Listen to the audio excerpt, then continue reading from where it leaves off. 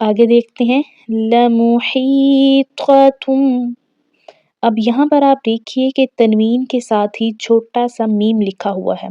آج ہم اس کے قاعدے کو بھی جان لیتے ہیں کہ یہ میم کیوں آتا ہے۔ تو میم اس لیے آتا ہے کہ نون ساکن یا تنوین کے بعد حرف با آ جائے تو پھر اقلاب ہوتا ہے، یعنی نون ساکن اور تنوین کو میم سے بدل کر پڑھا جاتا ہے۔ پڑھ کے دیکھ لیتے ہیں لمحیطۃ بالکافرین۔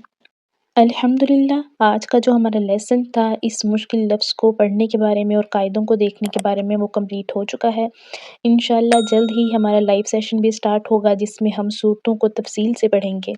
میرے نیکسٹ لیسن کو دیکھنے کے لیے سبسکرائب کر لیں اور میری ویڈیو کو بھی آگے شیئر کر دیا کریں تاکہ دوسرے لوگ بھی اس سے فائدہ اٹھا سکیں اور آپ کے لیے بھی صدقہ جاریہ بن جائے۔ Thanks for watching. اللہ حافظ۔